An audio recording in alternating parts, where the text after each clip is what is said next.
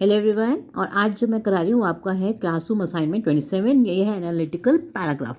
तो analytical paragraph को लिखने के लिए मैं आपको बिल्कुल एक बहुत जैसे इस टाइप का जो दे रखा है, ये डाटा दे रखा है, तो मैं आपको ये तरीका बताती हूँ कि आपको लिखना कैसे। एग्जाम में इतना टाइम तो होता नहीं है सोचने के लिए, आपको 5 मिनट ही मिलेंगे, 5 या 6 मिनट जो आपको ये एनालिटिकल पैराग्राफ करना होगा। तो उसके लिए बहुत ईजी तरीका है। जैसे ही आपको अब देखो ये एनालिटिकल पैराग्राफ लिखना है, तो आपने क्या करना है, इस पैराग्राफ को देखा, जब ये पैराग्राफ देख लिया तो इसके अंदर आप देखो दिख रहा है आपको कॉफ़ी, टी और टोटल नंबर ऑफ कप्स। तो इसका मतलब है, और दे रखा है AM PM AM PM, इस अंदर सुबह शाम की बात हो रही है। तो बस जब आपने तो डाटा क्या दे रखा है, जो इस डाटा का जो नंबर ये दे रखे हैं, जो लोग दे रखे हैं एम्प्लॉयज़, इनके बारे में लिखना है। एक तो बात ये होती है, और दूसरी बात ये होती है कि आपको जो है कंपैरिजन करना होता है। इस तरह के डाटा में क्या होता है, कंपैरिजन करना होता है। तो कंपैरिजन आप अपने दिमाग में एकदम फीड कर लो। कॉफ़ी टी, तो इसका मतलब है कि आपको जो है कंपैरिजन करना है कि कितने लोग जो है कॉफ़ी पी रहे हैं और कितने लोग चाय पी रहे हैं। तो कॉफ़ी की कंजम्पशन ज़्यादा है कि चाय की कंजम्पशन ज़्यादा है, ठीक है ना। एक पॉइंट तो ये हो गया कंपैरिजन का। और दूसरा पॉइंट क्या कंपैरिजन का, आप ये लोगे कि अब देखो सुबह और शाम की बात है, तो सुबह और शाम में कि कॉफ़ी की कंजम्पशन ज़्यादा है कि चाय की कंजम्पशन ज़्यादा है। बस यही कंपैरिजन का पॉइंट है। इस पॉइंट को बस जैसे ही देखा, इस पॉइंट को ही अपने दिमाग में लाना है और फटाफट से अपना पैराग्राफ लिखना शुरू कर देना है। तो जो पैराग्राफ की जो स्टार्टिंग होगी वो हमेशा कैसी होगी, आपको जो भी चीज़ दे रखी है उसके ऊपर आपको 2 लाइंस जो हैं उसका इंट्रोडक्शन देने के लिए ज़रूर लिखनी है, ठीक है ना।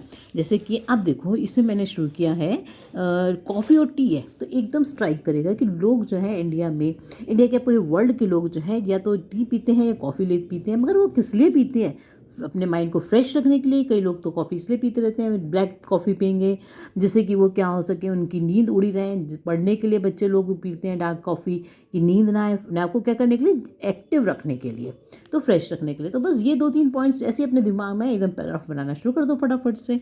तो देखो स्टार्टिंग क्या है मैंने लिखी, उसके अकॉर्डिंग आपको अपने आप समझ में आ जाएगा कैसे लिखना है। So there is a trend, क्या है देखो, there is a trend in every office that employees of the office usually drink, क्या पीते हैं वो, usually drink tea or coffee to keep themselves active and fresh during the office hours.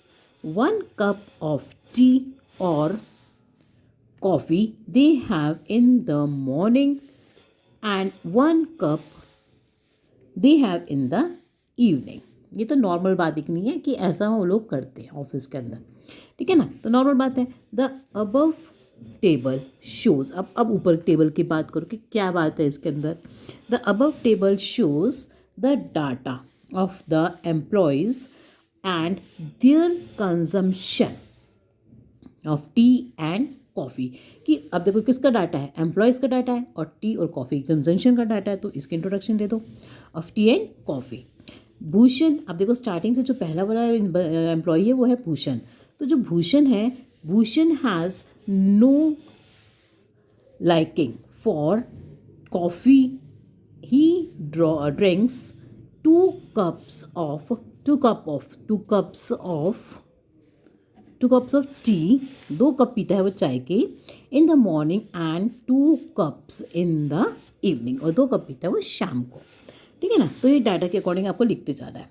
Next देखो, as Chaitali has, अब दूसरे number पे आई Chaitali.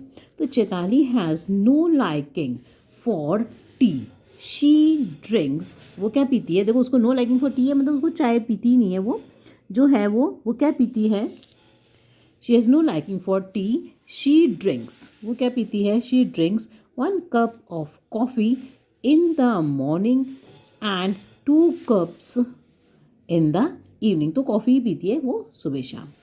Next है Ivan. Ivan has equal taste करना, वो देखो सारा दिन क्या करता है, 1-1 कप सब कुछ, सब तीनों चारों का पीता है। सुबह 1 कप कॉफ़ी, 1 कप चाय, तो है ना। तो he has equal taste for both tea and coffee. He loves to drink 1 cup of coffee in the morning and 1 cup in the evening, ठीक है ना। ये डाटा देते चलो। नेक्स्ट जो है, and 1 cup of tea in the morning and 1 cup in the evening. ठीक. Mahmood has, अब देखो महमूद की बात आ गई. महमूद अगला एम्प्लॉई है. Mahmood has also no liking for coffee but drinks 5 cups of tea. 5 cup पीता है वो चाय के of cups of tea in the whole day. पूरे दिन में वो 5 कप पीता है. Sukhwinder loves to drink coffee in the morning and tea in the evening. ये तो आप उसका टेबल को देखते जाओ और उसमें से बताते जाओ भाई ये ऐसा ऐसा है. ठीक है ना. आगे देखो. Mohan loves to drink coffee both time from the table. It is clear that consumption of coffee is more in the morning, क्योंकि उसके कप्स काउंट कर लो मॉर्निंग में कितने कप्स का पी रहे हैं हम कॉफ़ी के. Then tea and consumption of tea is more in the evening. Tea के कप ज़्यादा होते हैं शाम को, है ना. तो ये कंपैरिजन हो गई. आगे देखो.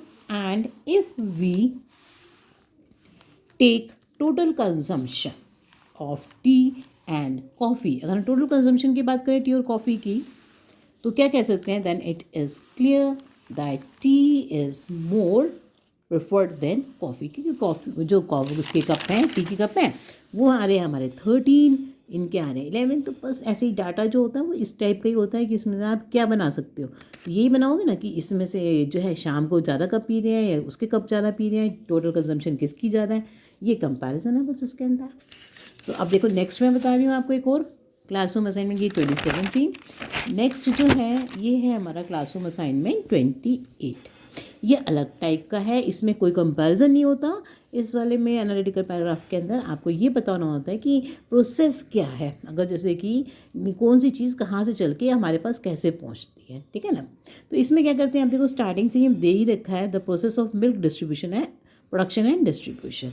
तो स्टार्टिंग से मिल्क का ही है, तो मिल्क के बारे में आपको जो लाइन समझ में आती है इंट्रोडक्शन की वो आप लिख सकते हैं. ठीक है ना. तो मिल्क उसको क्या कहते हैं हम होलसम फूड कहते हैं ना, कुछ भी कह सकते हैं. आपको जो दिमाग में उस टाइम स्ट्राइक करे हो लाइन आप उसको लिख सकते हैं. तो मिल्क मतलब इंट्रोडक्शन जोड़ देना उसका. Milk wholesome food as considered is a part of our daily consumption whether we drink it directly or use in tea or coffee. Do you know how it reaches our home? The entire process passes through different stages. The milk is collected from different dairies. Then it is taken to the refrigeration center where it is. आपको बस ये steps देखते जाना है. यहाँ से लेकर कहाँ जा रहे हैं रेफ्रिजरेशन सेंटर तक के जा रहे हैं. तो फिर यहाँ पे आप क्या कहोगे it is taken to the refrigeration centre. मगर किसके लिए फॉर चिलिंग. तो शॉर्ट में कर देना, पूरी लाइनें नहीं उठा के लिख देंगे ऐसे कैसे, थोड़ा सा शॉर्ट में उसको लिख देना. सो दैट इट चिल्ड करने के लिए, so that it does not gate spoil. जैसे कि ख़राब ना हो दूध, ठंडा हो जाएगा तो ख़राब नहीं होता. आफ्टर दैट ये गर्मी से तो ख़राब हो जाएगा वो. After testing for its purity, फिर उसका जो अगला स्टेप में दे रखा है उसकी प्योरिटी के बारे में.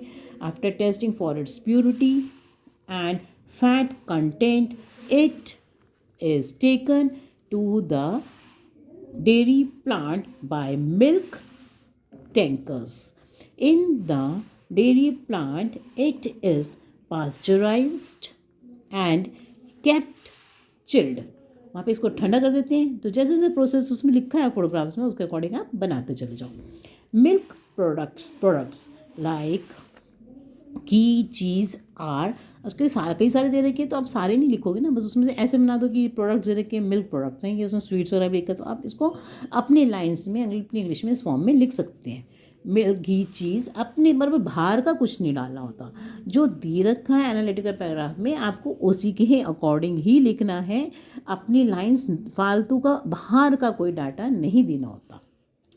Kept chilled. आगे देखो फिर milk products like ghee, cheese are prepared from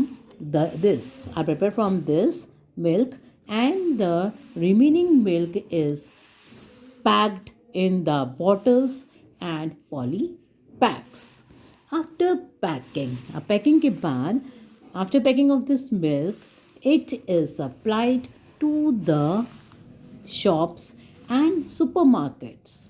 It is from here we purchase milk according to our need. तो हम फिर इन दुकानों से खरीद लेते हैं। तो बिल्कुल उसी प्रोसेस को जैसे दे रखा है उस स्टेप वाइज आप इंग्लिश में अपनी कन्वर्ट करके उसको लिखते रहेंगे। तो इसमें कोई कंपैरिजन नहीं है, इसमें सिर्फ प्रोसेस ही बताना है उसको इन द डायरेक्ट, मतलब किस फॉर्म में हो रहा है।